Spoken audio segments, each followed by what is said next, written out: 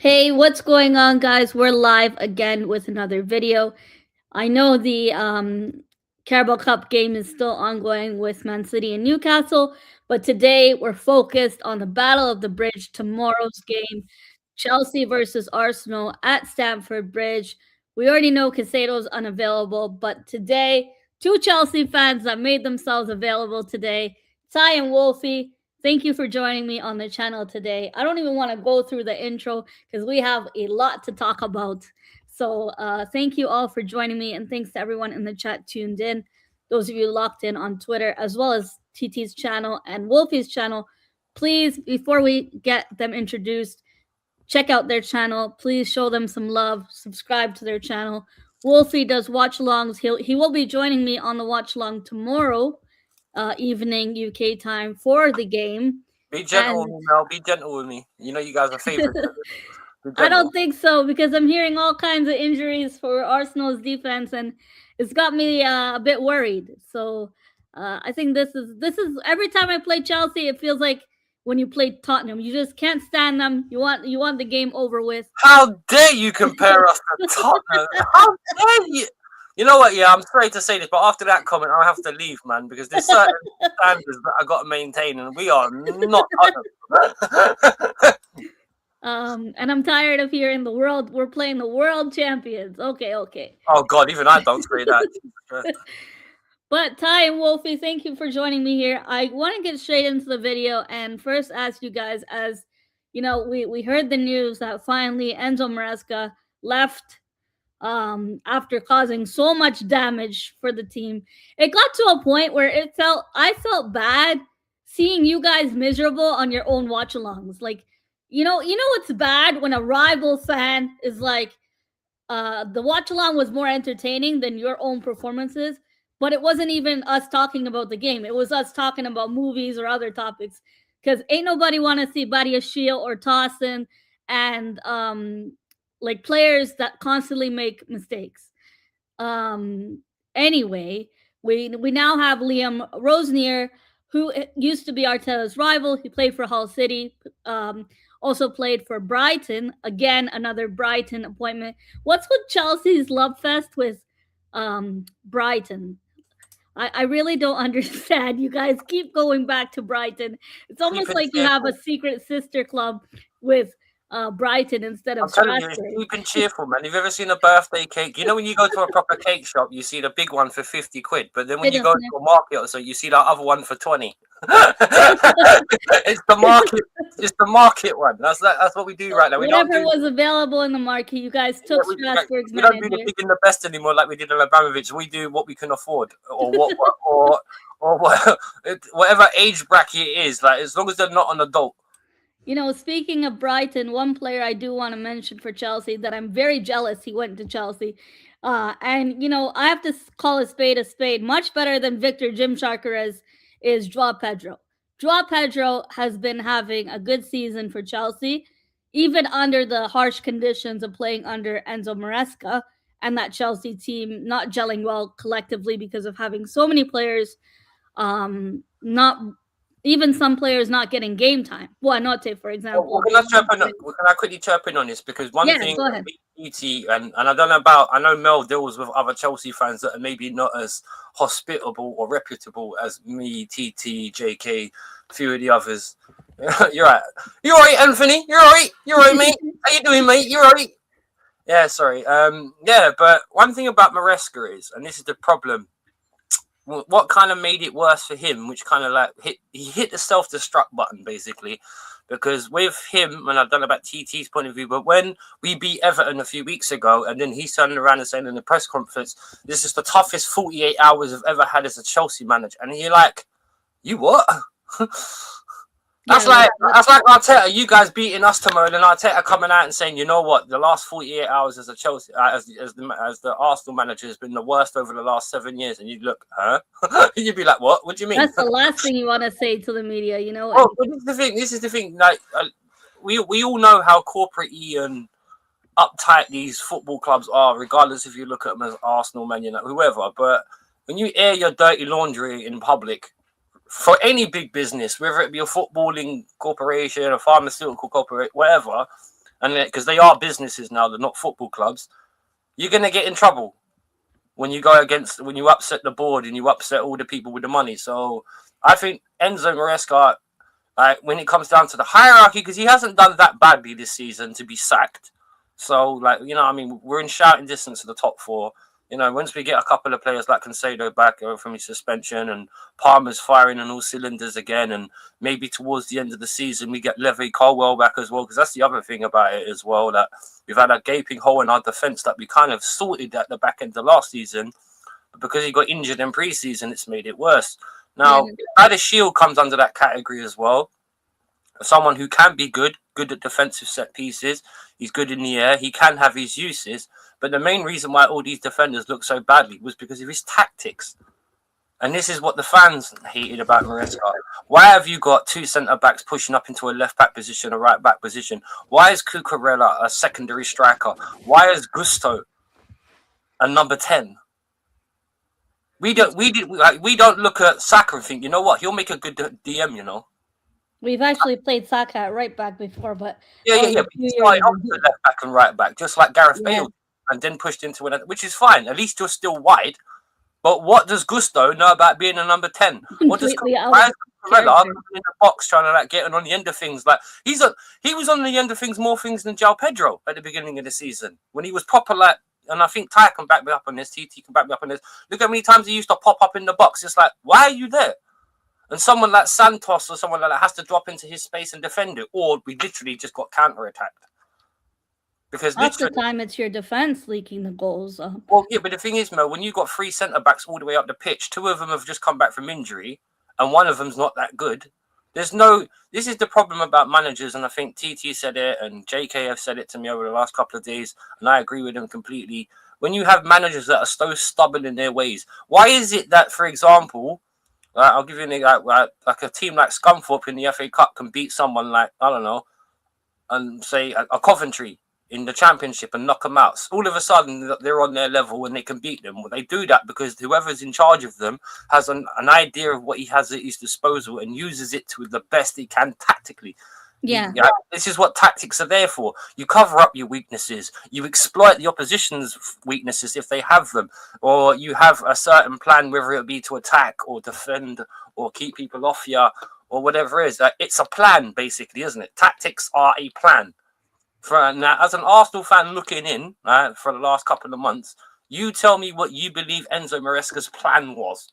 I don't know. Yeah, I don't think TT knows either. So you can. Hey, TT, do you know what? Actually, I do. I think I do because I think this is a good place to really say something.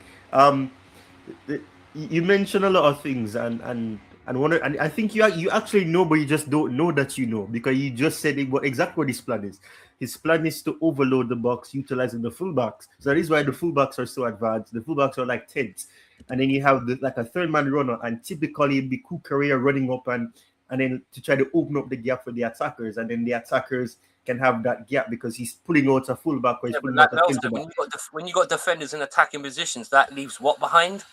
Space. Yeah, but that's what I'm telling you, that you know what it is, but like it's a case where you're saying that this makes no sense, because exactly what you're trying to do, which is to try to let your opponents leave gaps in behind by pulling them out, you're also leaving yourself open to them doing the exact same thing to you, which has happened so many times. Yeah. That is why on the counter attack we keep getting hits, and then it's a case of having to run back, and then therefore you have less centre backs there, because the centre backs are also pushed up right behind the midfielders, like they are midfielders, and then the midfielders are pushed up like attackers. So it's that we're playing, I don't know what kind of tactic it was, which is why, when you had to watch along on your channel, Wolfie, I kept behaving the way I was behaving, because I was like, this is what football is.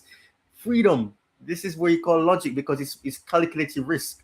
It was cautious football, but at the same time, it wasn't cautious. I'll tell you what, you were singing like you were Aretha Franklin and freedom! It felt like glorious to see Chelsea, like the players get in the right position. It's like you guys are so deprived of that this season, and I guess that's where Ty's reactions came from. He felt joy seeing the basics again. Yeah, I was depressed.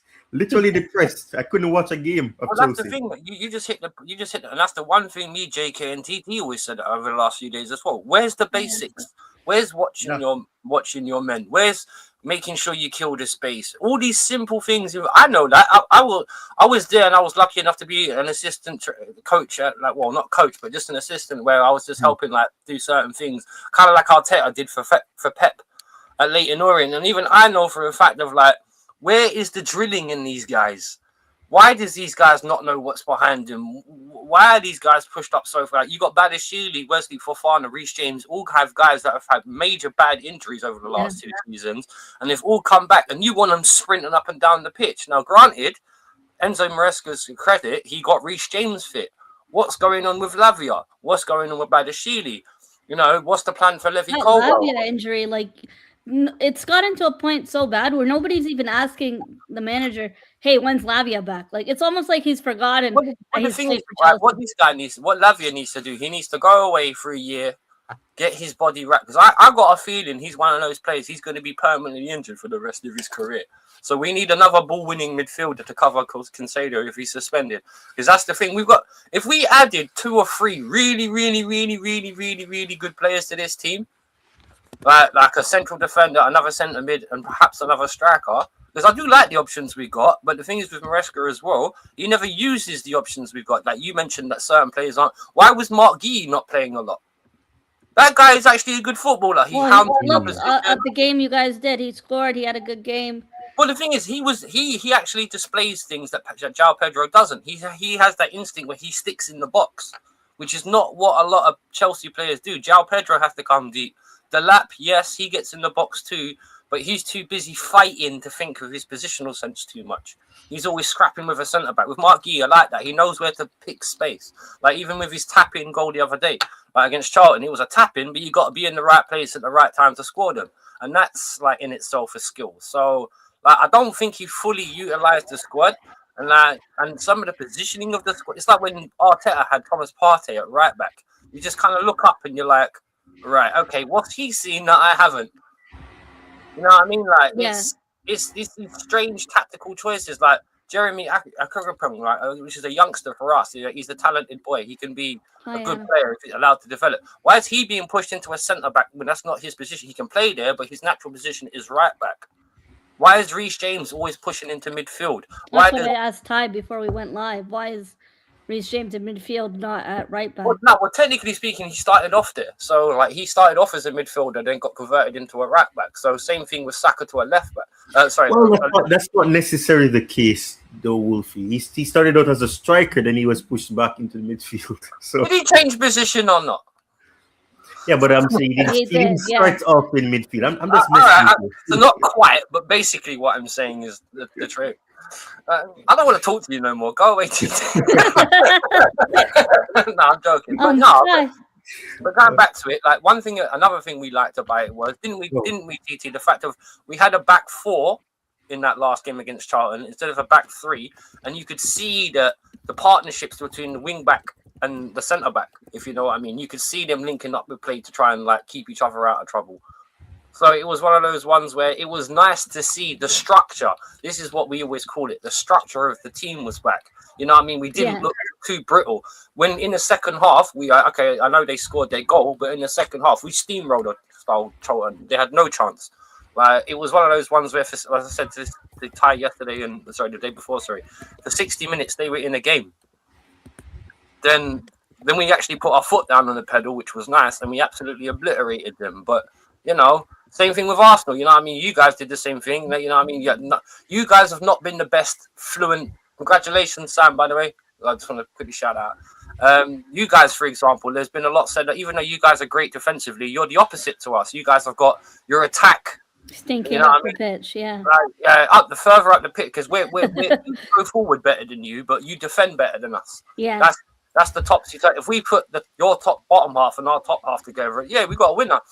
But you guys, because of your defensive prowess, you guys don't get punished for your mistakes as much as we do. So, you know what I mean? You don't concede as many goals. So, but I do think, because even when you guys came to the bridge last in the Premier League game, we were a man down, but yet we controlled the midfield. So, for me, it was crazy. It's almost like you guys played, well, it is true that you played better with going a man down than having your full Well, team. in that case, hopefully we can get a man sent off in the first 10. Like, I don't know. Like, if that logic pans out, then yeah, we need to get someone sent off because the first thing we need to do against you lot tomorrow is just keep calm. That's the very first thing we need to do. Just keep calm. Don't get angry. Don't get sucked into it. I don't want to see Liam D up trying to punch up, because I know Saliba's not playing. I don't want to see him trying to punch up Gabriel and trying to take his shirt off. And I don't want to see Reece James grabbing anyone's arms. Or Cucurella. Just like keep it simple, keep it effective, keep it disciplined. You haven't got to do all this lavish. The combinations will come out once you get the base and the foundation there. That's what TT was talking about earlier as well. When we had that base and we knew we could pin Charlton back, that's when all the little combinations like come out. Benetti was combining with a star, Willian. You know what I mean? It was good to watch. It was fun. It was free, like he said. The Reefer sayings. Sorry, I didn't mean to rant. Ty, briefly, I want to ask, we talked about the Rosenior situation and how you feel like you said you feel freedom again with the players, like them having, not just you being free from Maresca ball, but the players having liberty on the pitch again. Yeah. I want to ask, like, do you both feel that Rosenior can still potentially win a trophy, whether it be the Carabao Cup or the FA Cup? You guys play Hull City. Is it away from home in the FA Cup fourth round? Which I think, I don't think Hull City is a tough game. I assume you guys will rotate your squad for that game, but not too heavily. Do you guys think Rosenior is capable of taking Chelsea to end the season with a trophy, whether it be the Carabao Cup and FA Cup? I'm not going to say the league or the league or, and Champions League, you guys, like, we're not even going to go there. So I wanted to ask how you feel. Are you telling me that you're doubting Chelsea, the team that loves to win the Champions League as the underdogs? In knockout football? I'm just joking. But yeah, I think the possibility is there because, of course, as you said, the cup competitions, the journey tour, I think Chelsea have had some bit of luck when it comes on to the cup competitions. The Club World Cup, for example, is one perfect example. They could have gotten Bayern Munich, but no, they got Benfica instead. And as much as Palmeiras is a good Brazilian team, they got Palmeiras instead of getting a big European team. So, of course, that's that. But I think it's a possibility because one thing, it's not just about tactics. And he even said that himself, that tactics is one big part of football, but in this day and age, it's also about vulnerability and understanding your players, which is something that I've always criticized Maresca for. He didn't understand his players. And it's like Wolfie said, he didn't understand why players like Mark Guehi wasn't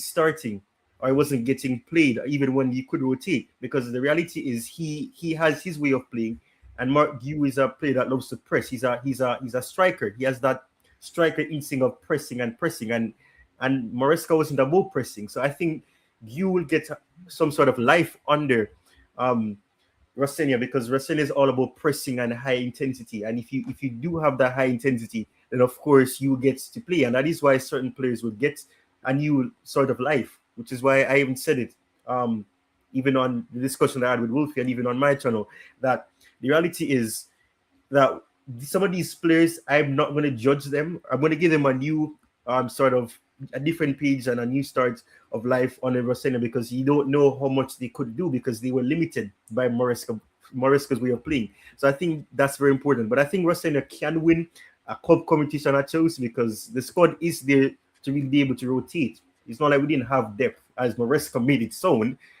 But yeah, I think it's possible. It's good. It's a good shout. Wolfie, how about you? Do you think you have a chance to win potentially the FA Cup or the Carabao Cup? Chelsea, keep in mind, when it comes to knockout football, no matter how shit Chelsea are in the league, in knockout football, they're a different type of gravy. I am not underestimating Chelsea, believe me or not. No, we can now, on our day, we can give anyone a game. Look, that's the reason why everyone bigs up the World Club Championship. Not because it was a great competition, it's because of who we beat in the final. Yeah, and then the way in which you destroyed Enrique's PSG, I mean, it just baffled me. No, you know what it was? It was just simple defensive mistakes, because all it was really was they just weren't picking up Palmer. They covered the space, and when he did little jinks, they just never bothered to run after him. That's what we call tiredness. Because basically it was a post-season. I don't even count that as a trophy. It was a post-season trophy that it was because they couldn't get their Super League in the Champions League how they wanted to, which is kind of structured like that now anyway. They decided to make something else, like called the Club World Championship, and trying to make it, because basically the only reason why it was worth a damn was because of the prize money. Yeah. So how much money exactly would go to Boli and Iqbali, and you guys already know when it comes to money, Iqbali is not taking no. But the thing is, I've mentioned this as well, because I'm not really upset by what's going on right now. I appreciate, right? You look at like any kind of club, you guys, right? When you guys were trying to look for financial stability after you lot built the Emirates, and Wenger carried you through 10, 15 years or 10 years odd, where you just needed to keep Arsenal competitive, keep them getting in the Champions League, keep them winning trophies, which you did. Because to be honest, if I had to choose now, like, I don't know about anybody else, but all you're getting under Arteta for me is exactly what you got under Wenger, just no FA Cups. Yeah, top 4 in a trophy is what we achieved. And I'm not being funny. Like, I appreciate, no offense, and this is the one thing, even if he does win a league, there's always going to be the saying, oh, well, Liverpool aren't quite who they were, and Man City ain't quite who they were, and Chelsea were out, and everyone will always downplay it, just like with Leicester. Like when they won it, but everybody else was rubbish. That's why Leicester win. Yeah, but that's not Leicester's fault. Do you know what I mean? Like, but it's one of those ones where if Arteta on your side of things doesn't win doesn't win a trophy, because everyone, this is the one thing I don't understand about your fan base as well. Like, I don't mean generally in a bad way, but when certain Arsenal fans talk to Chelsea fans and they're trying to talk down to us. And it's like, hang on a minute, who won more trophies last season, Chelsea or Arsenal? And they'll be like, oh, but we're in a title race. So? Who cares about being in a title race if you don't win it? Who remembers? I think we're in that complete rebuild phase that, you see Man United trying to do now. You see Chelsea, in a way, trying to do that now under Boli and Bluco. Yeah, but the thing is, with Bluco, this is why me and TT, this is a particular frustration me and him share. When we listen to all the Chelsea fans chant, "We want our Chelsea back," and it's just like, what the feck are you talking about? Because like, one thing about it, and this is true, if you're trying to tell me sport now is this, football as a sport is the same sport that it was when the Roman Abramovich took over Chelsea, you're smoking something.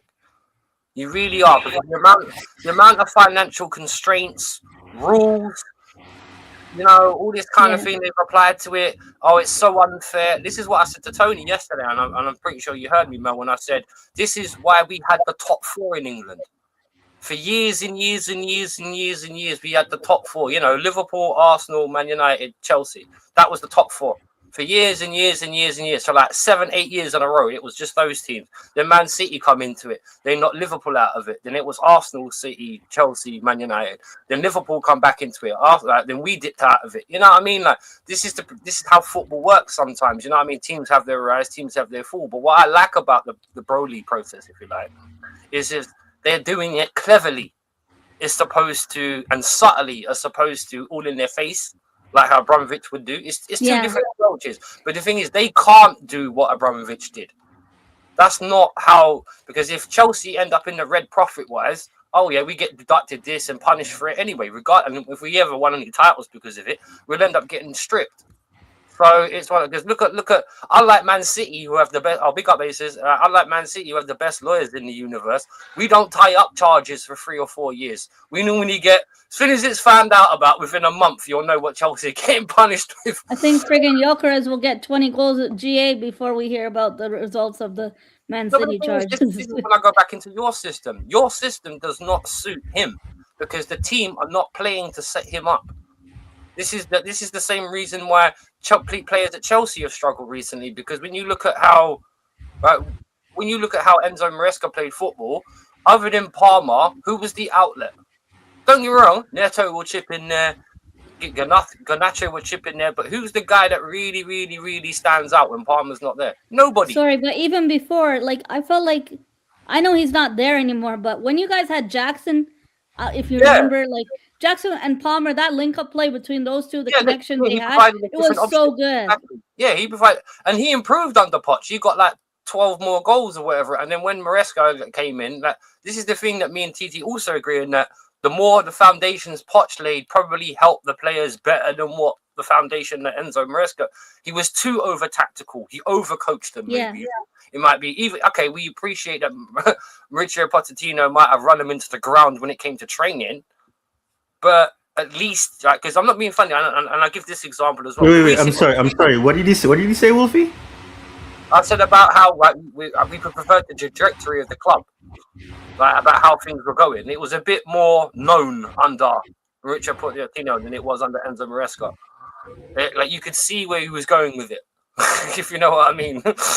Like Jackson was going to be the striker, Palmer was going to be behind him. You know, the winger on the left, the winger on the right, etc., etc., etc.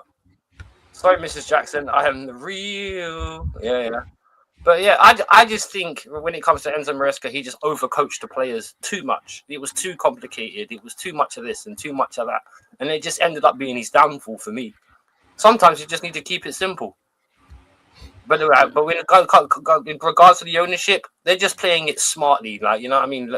They're never going to take a risk, are they? Not really. But it's steady. Slowly but surely, the Chelsea club is making more money again and we're expanding. I'm sorry, Wolfie. I agree with a lot of what you just said, but I don't like it, TT, but this is what they're thinking, bro. I'm not the management. I'm not the owner of Chelsea. This seems to be their approach. They're trying to be clever.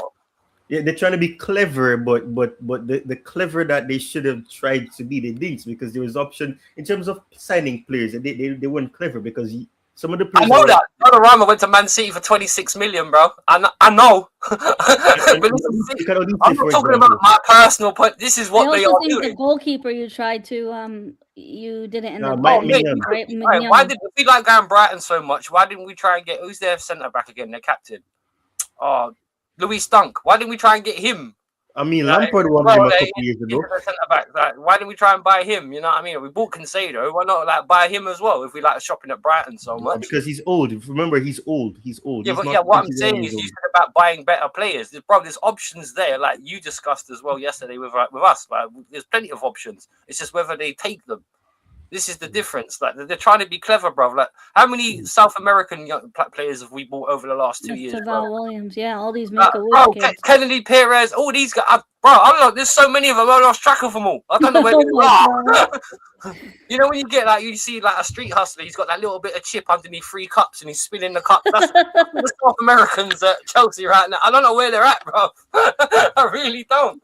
Chelsea has some underground shady stuff going on, I think, with all these kids signings. But now you know where Winfield, man. It feels like Diddy Island over here, man. Like, what's going on? Oh my God! Pause. But we're gonna. I want to ask you guys injury updates going into this game, and also suspensions. We have to mention Caicedo foolishly suspended for your last game, and of course, gonna miss the first leg of the semifinals. In my opinion, right away off the bat, I think that's a huge loss for you guys in midfield coverage. Caicedo is one of the guys that helps, kind of like the anchor of your midfield, him and Enzo Fernandez. I do think Caicedo being the better player of your season so far, even though your season hasn't really started off on a strong foothold. How do you guys think you'll line up, and how do you think you'll adjust with Caicedo not being available? I'll start with TT first. And also, I want to know your injury updates. You don't need to mention Lavia to me because we already know he has a full-time contract with the hospital bed. It seems like we're not going to see Lavia put on a Chelsea shirt for a while. And it's unfortunate to say that because Wolfie mentioned, I do think he has become an injury-prone player, and I think he's. I don't think there's any way out from that, unfortunately. The thing is, with what Rossini said about players who are unavailable or may not be available, he was very tight-lipped. There's some players like Reece James, they were saying that they have to assess him because he picked up or not. But then there's also pictures of him training. So I don't know. I feel like he's being calculative as well. Cole Palmer, he said beforehand that they have to wait and see if he's going to be available because he has been playing not at full fitness, and he's been having an injury issues. Of course, the groin issue that he had. I'm not even going to go into how strange that sounds, but Yeah, so in terms of Cole Palmer, it's not really a certainty. So he may be on the bench. I don't see him starting. So in terms of who I see starting, I'm not really happy. And I was saying this to you as well, Mel, that I don't like the fact that the match is going to be a case of key players missing. So it's not really a fully strength Chelsea versus Arsenal, because both teams have injuries, and it really changed the landscape or how the match will go. But in terms of who I could see starting, my biggest concern and my uncertainty is if Sanchez is going to come back in goal, because Jurgensen has played the 2 last games. He played against Fulham, although we lost, and then he played against Charlton, and I think he's a better ball playing goalkeeper, and Rossini loves his goalkeepers to be good playmakers, because that's what he loves. He loves the goalkeeper to be good on the ball and being like a fourth centre back. I don't understand, or third centre back, depending on what it is. So I think in terms of that, I'm not too sure. I'm saying Sanchez because Sanchez is the number one, but I'm not sure if the number one will still be Sanchez under Rossini, because Maresca had ulterior motives why he started Sanchez. The centre backs, I'm hoping it's going to be Chalobah and. What do you mean by that, ulterior motives? Oh, what's that guy's? What's that guy's? You listen. Both of them were bald, right? So I think that's enough. What? TT. No, but still. Don't let Pep catch you. Yeah. Yeah. I mean, they called Maresca Diet Pep for a reason. He was Diet Pep. So. But in terms of the centre backs, I'm hoping it's going to be Wesley Fofana and Chalobah. I don't trust Badiashile, and I don't trust Tosin. Tosin looks like he's Bambi and ice, so I don't really trust him. Midfield, sadly, because Caicedo isn't available, I think it's going to have to be Enzo Fernandez and probably Andre Santos, because Rossini loves Andre Santos. Loved him at Strasbourg, so I think he may end up starting. And unlike what Maresca thought, and a lot of the Chelsea fans thought, it's not Enzo or Andre Santos. It can be Andre Santos and Enzo, because they're not the same player. But Maresca misprofiled the player and said that he sees Enzo or Andre Santos when Caicedo and Andre Santos can also play together. So in terms of that, I think that's the case. I'm not sure about the right back. I'm saying Malo Gusto Cucurella will be back, because he only had a 1-game suspension because of the type of red card that he got, which is, obstructing a goal scoring opportunity, or preventing one, I should say. So in terms of that, that's the case. The attack is where I'm concerned, because as we were discussing before, Delap is a player that he knows well from Hull City. Joao Pedro, in terms of what you can get from him, in terms of him being more calm, he doesn't try to fight people necessarily. He's more reserved in terms of that aspect. He tries to link play, drop deep, but I don't want to be basing it off what Maresca would use Joao Pedro for, so I'm not sure. I still think that Delap may start the game, because Delap needs to start playing games. That's the only way he's going to get back into any form and to get some sort of consistency. I think Pedro Neto was saved for the Arsenal game because he came on very late in the game against Charlton, and I hope it will be Esteval Willian as well. Okay. I'm going to go to Wolfie before I show you guys what I think Chelsea will line up as at home. Wolfie, I already asked the injury update, so no point repeating that. But I want to ask you, though, I did hear Rosenier say that Malo Gusto was a last-minute decision on their fitness, as they didn't travel to Charlton when you guys played Charlton yesterday. But I do think it's mind games, and I think he will play. I wouldn't mind Josh playing there. He played well the other day, so in this cup game, if you don't want to risk Reece James, play Josh there again and play Hater again on the left. Yeah, he had a good game against Charlton. This is the one thing about it. When you do finally see your rotation players, if you like, play well, why bench them? So why not? It gives us more credit than our own fans. I like this. I started that comment, Dio. It's sad, but it's so true, the way he spoke about our club. Well, he would do, wouldn't he? He's the new boy, isn't he? So he's going to be respected. He's going to do the PR justice. But me personally, I'd like to see Gue start at top. I'd like to see Esteval on the right, Pedro Neto on the left. I'd like to see Santos behind him. With okay, we're not going to see Palmer, so maybe play João Pedro there. I wouldn't mind seeing what they can both do on the pitch together. Then having maybe Santos and Enzo behind them. Obviously, Josh on the right, maybe Hato again on the left with Trevor Chalobah and well, I don't know. Oh God. Well, no, he's not. Well, you see him at Palace last season. When he's in a structured defence, he's not that bad. But you know what I mean? When you got a choice between Fofana, Badiashile and Chalobah, yeah, your options are already very limited to begin with. Well, I do think they were they can do better, I think, being coached. But, you know what I mean? Defensively, they've not covered themselves in glory over the last couple of years. But they have a clean sheet in them. I've seen them keep clean sheets before. So they have a clean sheet in them. So, and if we play anywhere near our maximum, we can beat you. And I'm not being funny. It's not like you ain't got injuries either, and you ain't got because what? There's no. I'm actually not that confident for this game. We'll get into that when we get to the. I know that there's a big surprise that the man games that Arteta said he might play Havertz as well, which is going to be funny because whenever Havertz plays for us, plays for you against us, he always does quite well. So I've got a feeling there's going to be a couple of more. Oh wait, look who's in the lineup tonight! Surprises. I'd be very surprised if he plays Kai Havertz in the starting 11 tomorrow. I'd be very surprised. But in goal, I wouldn't mind seeing Georgeson, actually. He's done 1 or 2 good saves over the last couple of games, and we've finally seen what we paid all the money for, even though it wasn't a fantastic amount of money. He's not a bad goalkeeper.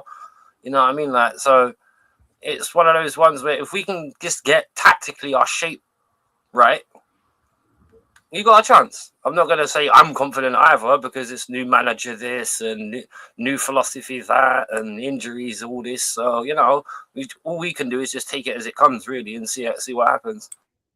How are you guys feeling going into this game? For me, I was just mentioning to you guys off air that I would start João Pedro instead of Delap.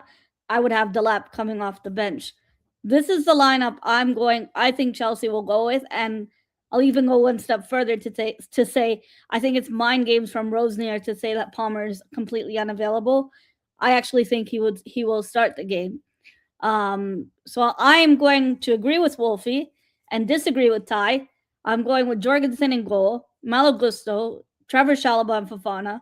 Those two kind of pick itself because you want to, I guess, toss in and Badiashile. You have a game against Brentford at the Bridge, so those two would play that game.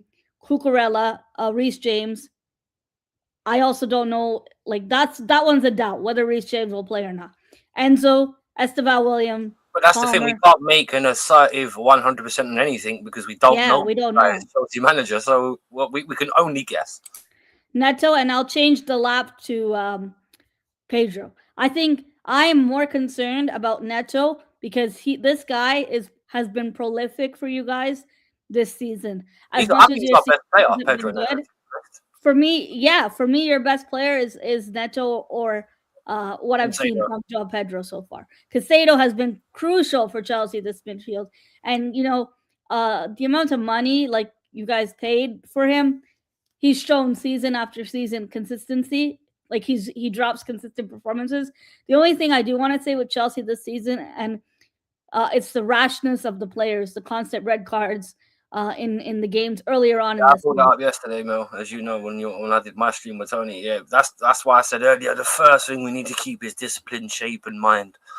I said that earlier when we lined up. Hopefully, we'll line up with 4 at the back as well because this team ain't good enough to defend with 3 at the back. If you do 3 at the back, I think that would be easier for us to manage. Well, yeah, because you'll just do what every other team does against us, go 1-on-1 against our centre backs, and as soon as you go past them, you're at Sanchez or Jorgensen. That was our Achilles heel, really, how open we were at the back. And this is my lineup, what I do for Arsenal. But keep in mind, we also have injury doubts here. I just mentioned to you guys, Saliba is a doubt to play as he didn't travel for the Portsmouth away game. Same goes with Kai Havertz getting game time against Portsmouth. Just a few minutes, we saw him come on and play against Portsmouth. He had a good game, a good cameo appearance at least. And we're also hearing that Saliba is questionable. So my lineup for our team would be Kepa in goal, former Chelsea. I just had to get that in there. Who's that? Former Chelsea. Up the Blues. Wait, who? I don't know who that is. Who's that player? Oh, really? Some goalkeeper called Kipper. One of the, I don't think I remember that player. One of the 10 goalkeepers you guys signed in the past. Well, you bought him. You just said number one of the 10, so I'm not going to remember who that is. I mean, so many goalkeepers, man. Spanish dude. He was there. He came. He refused to come off against Sarri once. Oh, that guy. Okay. Hi, Mabas. How you doing? Kepa, Ben White, Timber. I'm gonna go Saliba over Timber. If Saliba's not fit to start, then Jurrien Timber, which I think he's up there for our player of the season. Jurrien Timber. He's been phenomenal for us. Gabriel. I'm worried about him, whether he's going to keep his cool or not in this game. Whenever we play Chelsea, I'm always worried we'd get a red card, even though so far this season we've not had any. Knock on wood. I don't want this to be a game where we lose players to, especially when the second leg is at home. Big up to JP in the house. How are you doing? And then I'm going to go Lewis Skelly, Zubamendi, Odegaard. Midfield, Zubi, Odegaard, Rice. And then front three is Saka, Gyökeres, and then Martinelli. The whole Gyökeres situation, I know this can be like a 2-hour stream if I continue to talk about this Gyökeres situation. It has made me vex and made my hair go from blonde to gray. It is so frustrating that, and I know, Wolfie, you guys kind of mentioned this, that our system that we play isn't suiting the style of play for Gyökeres. We're not setting the guy up. And it almost comes across like some of the players are scared to pass to him. But at the same time, if you saw the game we played it last in the league, the players are passing the ball to him. Rice plays a perfect pass to this guy, and he's still busy hugging up a defender way back where he's not in the box. Like, the positioning he makes, the runs he makes, it's not accurate timing. The worry is his positioning, and it's very frustrating to see him not being there to time his runs. Like a coaching then, Mel, because you need to teach this guy where, if he's not got that now, so you need to teach him where to be, when to be, and how to be there. Because obviously, you're the manager. You set out the tactics. That's your job, right? Because I don't think this guy's coachable. Like, I really think coachable. Hold on. What about Lukaku when he came back to Chelsea in the Premier League? Yeah, but on that. If Lukaku have done better with Antonio Conte in charge than Thomas Tuchel. The problem with Thomas Tuchel is he tried to use him as a target man, which Lukaku is not. You need to use him how Belgium use him when he's playing off the shoulder of the last defender. That way he can get in behind, he can use his power, he can use his pace. He's not a target man. I know he's got the frame of one, but he's not a target man. That was the problem. No. And the thing is, though, what's frustrating is, how can you see a whole system, Wolfie and Ty, like our whole system, changing for one player? That's never gonna happen. You're not gonna see that happening. But in all honesty, I hold my hands up.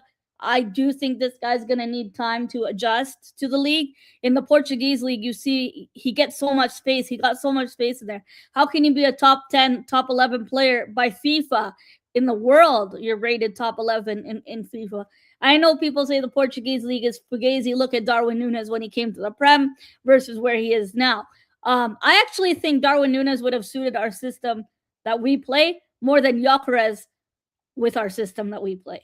Like, the style of striker that Darwin Núñez is very different to the style of player that Gabriel Jesus or Gyökeres is. Go on, Wolfie or Ty. Which striker did Arteta want? Was it Gyökeres?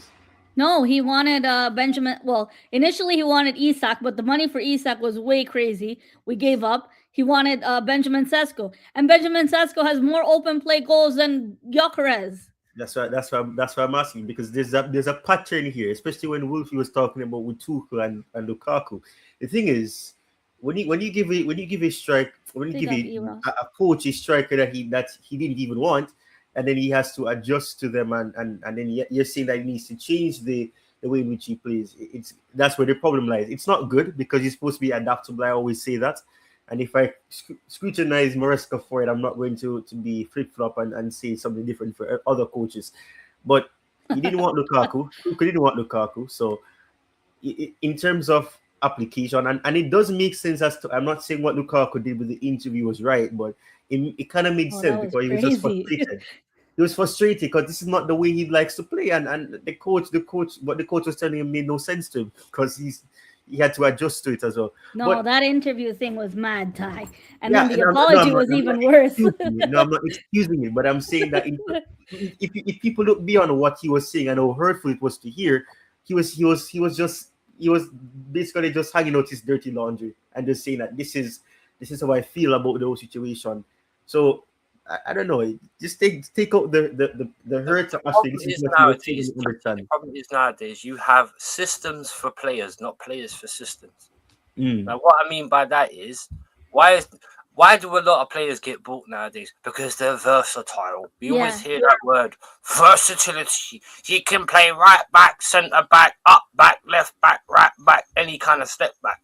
That's that, and this is why we have players like, look at Willian Esteval. Even he comes into that category. You can play this as a 10 or a right winger or a left winger. What was the good old-fashioned days was, right? Back in the day, you had professional footballers that enjoyed playing the game, they enjoyed working on their game, and they enjoyed making themselves better players. Nowadays, it's just a job. You don't see any heart from the players how they used to be. Look at the ballers we used to have back in the day. Who now is a genuine player? You can say they've improved from season after season. They've improved. Declan Rice. I'll get the F out of here, man. Declan Rice. You asked me a question. He's doing exactly for you what he did for West Ham, and that he isn't bringing anything new. The same things I'm seeing Declan Rice do this season is the same things I see him do. That guy is outstanding. He's a scrapper. He's not a technical footballer. He can be technical, but the main reason why you have him is because he's that midfield general. He's the one that he bosses people about. He's not there to be technically graceful all the time. Like, you don't need that. That's not why you bought Declan Rice. You bought the Declan Rice to give you teeth in the midfield. Okay, let me flip it back to you then. What about Caicedo? I'm not doing this Rice Caicedo debate. That was like 5 years ago. We're not going to do that. They're different types of players, because when you actually look at Caicedo, and if you actually look at the roles they're given in the Chelsea and Arsenal teams respectively, it's different from what they had at West Ham and Brighton respectively. That's why I go back to players for systems, not systems for players. Realistically, Caicedo is not a defensive midfielder. He's actually what we would call a ball-carrying midfielder. He does more what Enzo used to do. He used to take the balls and go on runs from the deep midfield and bring it into play. And then you see it against Liverpool when he was hanging around the box and he ended up scoring like with Van Dijk twerking when he shot across his back, literally, pulls. It's one of those ones. This is the problem. Like, with Declan Rice, why is it that sometimes at Arsenal you guys have to we can get more out of him going forward by doing what? I think he's at his best now at Arsenal than at stupid West Ham. And the money we paid for him, that's what you get for a 100 million player. I'm not dunking on Jordan. Russell. Jordan, like for over 100 million you paid for Isak. I know it's a completely different position. But come on, you see Liverpool, sometimes the money doesn't always add up for the players' strengths. And the money causes a lot more pressure for the player itself. Sometimes you have to perform. Yeah. And the Gyökeres thing, you know the Gyökeres thing, before we move on briefly, I just want to say, Watkins at Villa, he could have been 50 million for Watkins. I know he's not... he's not young. He's kind of older player. You guys see him at Villa. He would have still done more for me than Gyökeres has done all season. Benjamin Sesko in the last 3 games has done more for me than what I've seen from Gyökeres. Yeah, but wait, you just said yourself that are we going to adapt our whole system to fit Gyökeres? Have Manchester United refitted their system to fit Sesko? No, I don't think so. No, they haven't. No offense. This is why I got. If you want to actually analyze systems, right? Chelsea, we're leaky. Arsenal can't go forward, and Man United, you get from week to week. You can get a crap midfield, a crap defense, a crap strike force, or sometimes you can get a decent midfield and a good strike force, or sometimes you get no strike force and a goalkeeper that likes to punch people's heads in. This is the problem. I don't think Sesko or Gyökeres or Lukaku were bad players, but TT's just spread that, and you just mentioned yourself tactically, these teams are not set up for people. When Henry was balling for Arsenal and when Drogba was balling for Chelsea, the tactics suited them because that's how Mourinho or Wenger knew how to let Henry cut in from the left. But he also wanted those players too. Remember, Jose wanted Drogba. Remember. And Wolfie, you know the Henry thing? He didn't adapt to Arsenal right away. When he came, it took him time to adapt. But the thing with Gyökeres, how can I give this brother time when he's not even doing the basics? He's still busy hugging up ass with the defender way back there. Yeah, I hear you. And we had similar frustrations with all the strikers that we've signed. I get what you're saying. But ultimately, nowadays, players don't adapt good. Like, you know what I mean? Managers don't base their tactics out on the players they got. They base their tactics out however they want, and then the players have to do what the manager wants in terms of, regardless of, because this is why one player will look great under one manager than rubbish under another one. Yeah, that's true. I agree with that. But my whole point on this Gyökeres thing, Dio mentioned it in the chat. When we were doing transfer shows, I was up here saying, I want Sesko. I don't want Gyökeres. And people crucified me like I was Jesus Christ on Easter. People crucified me for saying, why do you want Sesko? He's a bum. He's not going to offer anything. You want Gyökeres, who's a bagsman. We were all doing the mass celebration up here, myself included when we signed this brother. We were saying Glock 14, everything. And when you're not offering me the basics, that's worrying. Like, you know, Kai Havertz. I know you guys might not rate him, but Kai Havertz. I like Kai. He works hard and doesn't complain. You know the thing with Kai Wolfie, and you know this because he's been in your team. The crosses that Saka plays or Rice was to play, you know Havertz, even if he was going to miss that chance and fumble the chance, he would still be in that position. He would still be in that area. He's got to be there, but that's the same thing with Timo Werner. He has the positioning, just not the finishing. This is the thing. I would have taken Nicholas Jackson instead of Gyökeres. Nicholas Jackson would have suited Arsenal's system, and you can't tell me otherwise. That's a Disco Cisco. Yeah, baby. Yeah, Semenyo scored a brace, but the second goal was disallowed, and Turkey just made it 2-0 against Newcastle. So, what's Man City having for Christmas? They're having Cherokee. Yeah, Cherokee. Lots of Cherokee. Yeah, cranberry sauce. I was really wrong about a Man City signing Cherokee. I thought this guy's average. He's not going to do anything. They were smart. They did what we did, but they just bought youngsters that were a bit further on. They bought them at 23, 24, yeah. Like 19, 20s. That's the difference. Because Cherokee, right? But we wanted him too. The funny thing is Chelsea wanted him. Chelsea wanted him a couple years ago. Who didn't Chelsea want though, Ty? No. And then the reason why they didn't get him, because he has an attitude problem. So Chelsea said no, we don't want any attitude problems. Because they were signing young. Because he was younger then. He was 21 back then. Who was it under Tuchel? No, it was 2 years ago. Who was the manager 2 years? We have so many managers. I don't know oh my god! 2 years ago. Who was it 2 years ago? Pochettino. Yeah. Okay. Yeah, 2 years ago, man. Jesus Christ. It was a year and a half. It was Enzo was appointed. It was 2 years ago. It was under Poch. Yeah. Yeah. My gosh. Just like when we wanted Ugarte and PSG wanted him, and then I remember that. Thank God we didn't sign him. Hallelujah.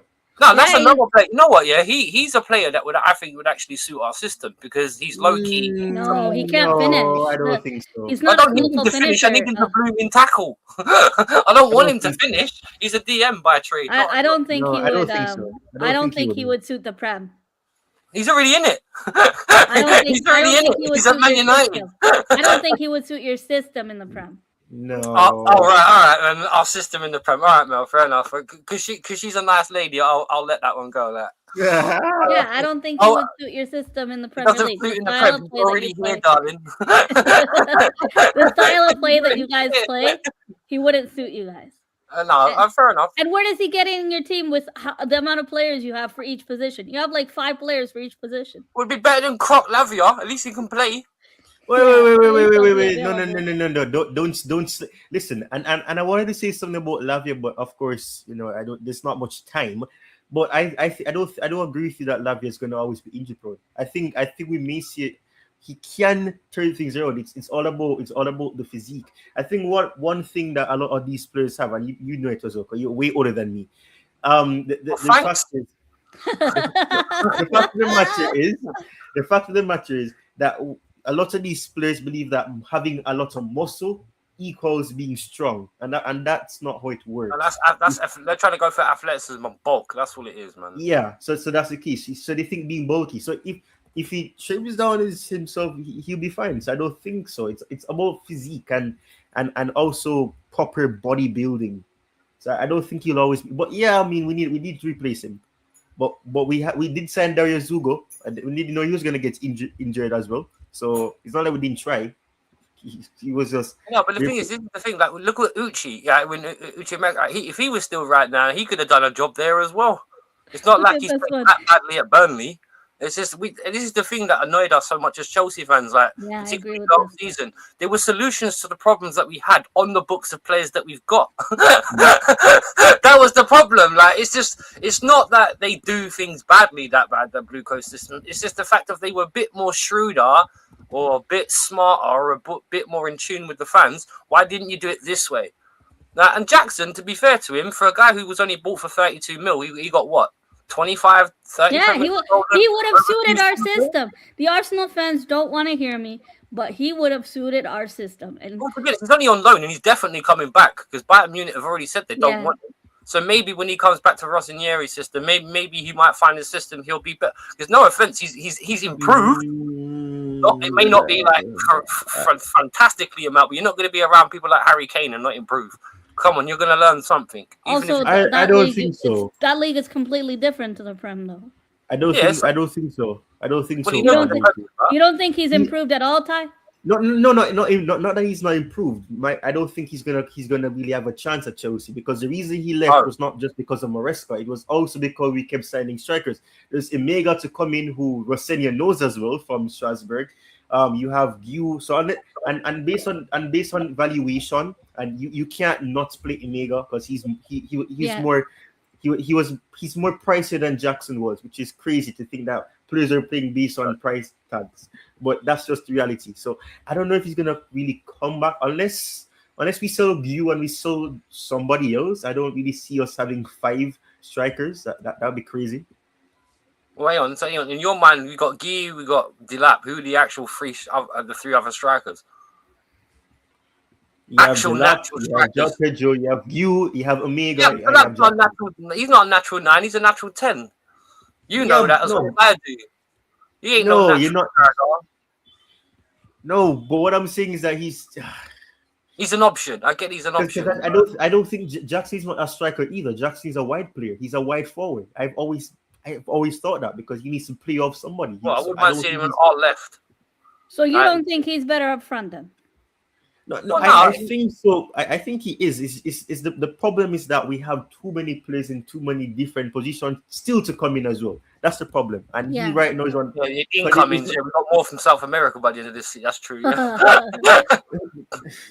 David Washington Mark II. Do you remember that? He's gone, right? He's gone, right? Washington. I remember. No. He's in the academy. He's in the academy. He's injured right now. Pedro is second striker for Chelsea. I would have taken. My boss asked me if I would have took Joao Pedro at Arsenal. I said it earlier in the stream. My boss, I said I would have taken Joao Pedro at Arsenal. I think he would have done well in the system. Big up, JK. How you doing, my brother? Co-host of Blues Brothers. Host is up here, Wolfie. But they do a show usually on Fridays. They did one a few days ago reviewing Ty's reaction to their watch along. And make sure you guys check out JK's comments about that over there. But guys, now I want to get down to the business. Battle of the Bridge, Chelsea versus Arsenal. I'll go first with this. Even though you guys are the home team, I am not confident for this game. And that's not me playing a poker face or anything. I actually think we're going to draw this game. I'm going to go with a 2-2 draw. And I think we'll win at home. I do think the second leg at home helps us.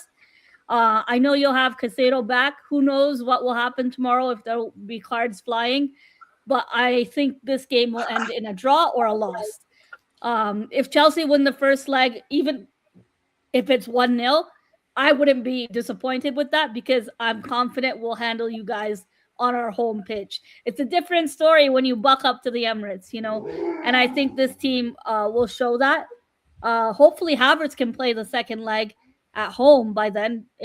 Maybe he'd have more game time under his belt to start instead of Gyökeres. I can't wait for the day that Havertz benches Gyökeres and I can inject all these Gyökeres fans' tears. But I know for as long as he wears the Arsenal shirt, in all seriousness, I do want him to do well, just like our other players. But man, you got to give me something to work with. That's my sister's dog. But I'm going to go for a 2-2 draw. I do think we will draw this game. I'm going to go over to Wolfie. How do you guys feel this game's going to end? And do you guys think it will be end-to-end? No, it won't be end-to-end because I don't want to see that from Chelsea. What I want to see is calm, controlled, disciplined performance. I don't care how you set up. I don't give a shit what the tactics, excuse my French, I don't care what the tactics are, what the formations are, what the lineup is. Just be disciplined. No one getting stupid yellow cards, no one fighting with anyone for so stupid reasons, no one going in with no kung fu kicks or flying elbows or Macho Man Randy Savage top rope diving like splashes or anything like that. Just keep it calm, keep your head, and just be disciplined. Because that's how we used to, in our heyday, that's how we used to be Arsenal. We used to just be disciplined and be on our game and just be nasty a bit. Bit like how you guys are now, to be honest. You know, it's not always pretty, but you get the job done. And that's what we need to do tomorrow. We need to be level-headed and just calm. Don't let the occasion get to you.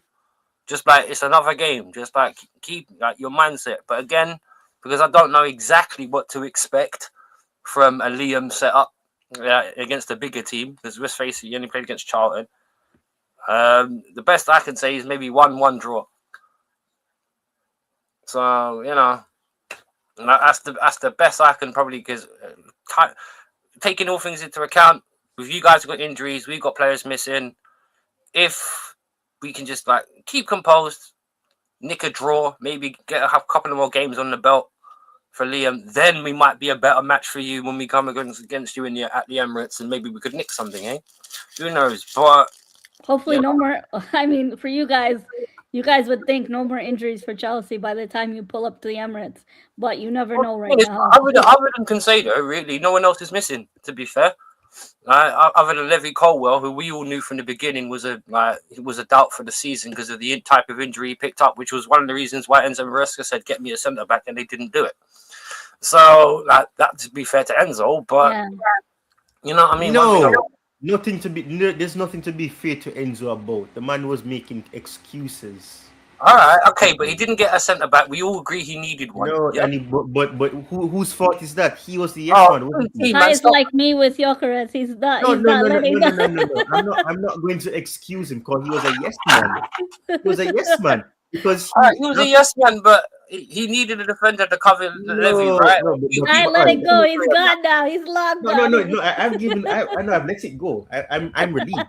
But my point is that there's no excuses because he was the one that came out and said in the press conferences that no, we don't need a centre back because we already have centre back signed. So why say that? He's gone, TT, man. Listen to what Mel listen to the big sister. Right? She knows what he's gone. Let it go, bro. Obviously, he's gone, but I'm not going to give him any New Year's Eve. You can see that too. No, that reminds me of my ex, man. Like, just let it go, bro. I hear what you're saying. I didn't like Enzo. I never liked Enzo Maresca, but we got this guy from the Championship. Yeah. Okay, that's not where Chelsea get their managers from. No, we didn't get him from the Championship. He came up, so not necessarily. All right, yeah. So he did get promoted. Just the fact you had to re-say it, but just say Championship at the end of it anyway. You see, I don't hate Maresca. I'm giving him credit. I never said I hated him. I just said I didn't believe he was good enough. Why are we getting a guy who came up from the Championship? Bro, Arsenal wouldn't sign a striker that come up from the Championship. Liverpool wouldn't do that. So why are we wouldn't do that. So why are we doing it with our manager? Come on, man. Oh no, Noni ain't got a point to prove. We sold him for pure profit, like we always do. He's good. I like him. I was wrong about him. I was really wrong about him when we signed him. I like him. He can do a job. He can do a job. That's all I'm gonna say about him. But it is what it is, man. Like with Enzo is better than what?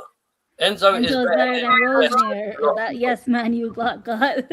He doesn't like well, Rosenior. well, I'm not being funny. He obviously wasn't because the Chelsea board sacked him, and realistically, their opinions are the only ones that count. So why do people keep saying he walked? He did. All right, he walked, sacked, danced, done the conga. He wasn't sucked. All right, then he walked, but he's not there anymore, is he? So yeah, no, but you can't say sacked. When Tuchel left, they sacked him because he said parted ways. They just how it put it, they said mutual consent. Mutual. It came to an agreement. Mood tonight, bro. You're normally such a nice and chilled and polite, lovely, smooth guy. Like, no, because we don't have these conversations over on your channel. That's the thing. We don't have these conversations. This is the first time we discuss these things, you know. I'm gutted Wolfie ain't got his camera on. Why? Pause. You know what? Everyone here knows what I look like. Everybody knows what you look like. What's going on here? This is not that channel, Anthony. I was gonna fidget around. No, my USB port's a bit bandy, I think. So like, I got my camera's plugged in, but only the mic's come on. So I'll fiddle with it later. But I don't want to lose what I've got, so I'll play around with it later. Pause. Yeah, but ultimately though, like when it comes down to it, we'll just have to see what Liam does with it. You know, I was really, really wrong about the Raheem Sterling signing, and I can't believe, man, we gave this guy. When we signed him, I said, yo, this guy might come back like when he was at City. Boy, there was no faith in him. Oh, come on. The problem with him is he needs systems set up for him like Pep did. And he's still at Chelsea, right? Like he's still just... Yeah, he'll be gone. Phased out. Just getting robbed. That's it. Just getting robbed. No, but he's getting paid. Yeah, of course he's getting paid. He's not getting paid. Of course. How come? No, he's not getting paid. How do you know that, Ty? Because there's everything say that he's not getting paid. There's no way. How's that? You throwing up their controversy again? Like, can't you see you taking up the girl's time? What is this conspiracy theory stuff that TT keeps on chucking out there? Like, Sterling's getting paid. No, he's not. I read that Chelsea don't want to loan him out in January because they want a permanent sale. But who's gonna buy the guy? I'll tell you what, that white top there, that looks nice on you. That away kit there, TT, man. I love that Chelsea away kit. So I'm just admiring his kit. My bad. Sterling was already watched 2 seasons ago before he came to Arsenal. He was a passenger at Man City for his final 2 seasons. City fans wanted him gone. Yeah, same thing with Zinchenko and Jesus. Jesus coming back from injury for us. Again, doesn't look like the same player he was before injury. I like Noni Madueke. Relentless says Noni's a basic winger for Arsenal fans. Need to relax. I like what he brings into this team off the bench. He gives us options, which we didn't have. You know, Reece Nelson, as much as I liked and backed Reece Nelson, we didn't really get end product out of him. And it's the same problem we had, struggling to finish in the final third, which is why I'm not confident going to Stamford Bridge tomorrow, regardless of the squad you guys put up or the squad we put up. I think this will end square in a draw, and hopefully we deal with you guys at the Bridge. If you guys don't know, this is our trophy. This is our trophy. And, you know, I'm one of those people that Arteta, you guys know Arteta needs a trophy. The amount of pressure that's on this team and the manager, I'll take a Carabao Cup. I'll take the FA Cup. There ain't no pressure on Arteta. I think there is. No, as Arsenal fans, of course, you want to win trophies, but from the outside looking in, there ain't no pressure. This guy's blown it 2-3 times already. There ain't no pressure on him. This is a season we need to get it over the line, and I'm taking the Carabao Cup to start with. Get the momentum going. We are starving, deprived. And you know, as much as you guys want to laugh about it as rivals and cherish every moment, we're a top team, and you know, we haven't been at the top winning trophies like Chelsea under Abramovich in the Abramovich era. No, that's specific. The past, man. Talking about the past. But yeah, I'm looking forward to the game tomorrow. TT world champions.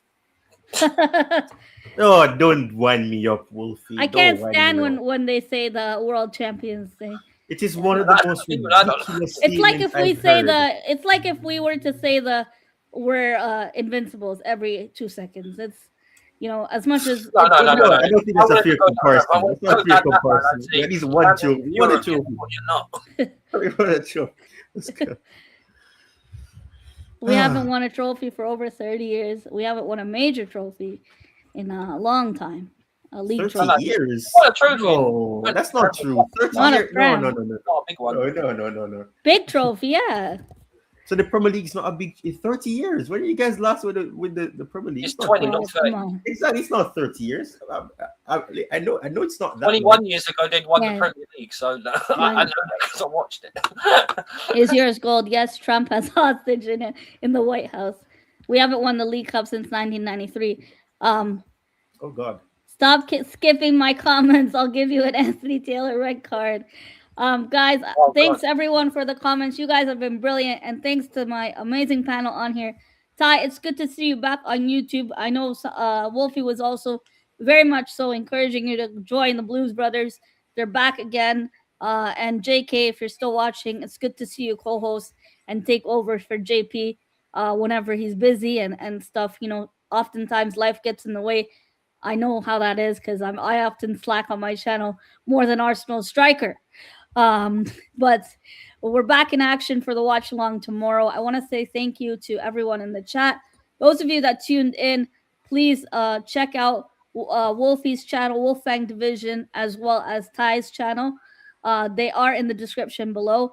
Wolfie also did a preview yesterday with my brother Tony Claude, one of the most passionate Arsenal fans and very balanced. I couldn't get a word in yesterday. It was. Oh yes, I could. I'm sorry, I had to leave. I had to leave yesterday. I couldn't see. I could see Wolfie struggling. He's trying to talk, and he continues talking and talking. It was so funny. I love Tony Club. That guy's passion. His passion for Arsenal is next level. And please check out Tony Club Gunner TV, as Wolfie was on there for the preview, and it was yesterday. Anthony, I just subbed to Wolfie's channel. Really? Thank you, Anthony. I think he meant he unsubbed and resubbed. But Ty and Wolfie, I'll leave it to both of you, please. I'd love for you guys to shout out your channels while I link them in the chat. Thank you for joining me today and for giving me your time. Wolfie, thanks for joining me. I think it's the first time you've been on my channel, as I normally join you guys on this. So I'm really glad to have both of you on here. And Ty, it's good to see you back on YouTube. Hopefully you're on here more regularly as much as possible, I guess. Thank you. That's what thank you. I'm flattered for you having me here. I appreciate it. It is the first time on here. I've known Mel for a little while now, and it's finally good to be where all the other Mel's people are. So thank you very much for having us. I appreciate it. You can catch up my channel with Mel tomorrow. Obviously, when we're going to go for the hate along for Arsenal, or the watch along for your Chelsea fan, obviously. But that should be funny because I wonder how many squeaks and moans we're going to hear tomorrow. that should be interesting. Well, I remember this Birmingham City Cup final. I recently saw that replay on TV. That was horrible. Thanks, Jose. Thanks to everyone in the chat. Sam, Anthony, JK, JP, Andy, Jose, Mabas, Relentless, Mr. B, everyone who tuned in, Jay. Thanks to everyone who tuned in on all of our channels. We appreciate it. Ty, if you want to shout out your channel and any content you have coming up as well, feel free. Well, first of all, I know Wolfie for a fact can say that he's never been on your channel, but I know for a fact I've never been on the channel as well. So it's an honor to have gotten the chance to come on for this opposition fan preview. And yeah, my channel is more analysis based most of the time. I do some reviews and previews, but I usually tap in more into doing deep dive analysis rather than just saying, I can't believe this player missed this shot and all of that. So it's more analysis based and focusing on tactics and all of that. So yeah, but yeah, Chelsea Sessions, name of the channel, and as I said, thank you for having me. Appreciate it. Thanks everyone. Thanks everyone who tuned in. We appreciate it, and we got a big watch along tomorrow evening for the game. Those of you, hopefully we get a result, but I'm not feeling too confident in this one. We'll see you all tomorrow for the watch along and review of the game right after at full time. Man City get the job done, and Semenyo gets firing right away today as City go up 2-0 and Newcastle against Newcastle. Take care, everyone. I'll see you all tomorrow. Again, big shout out to Ty and Wolfie for joining me today. Thank you, everyone. Bye, everyone.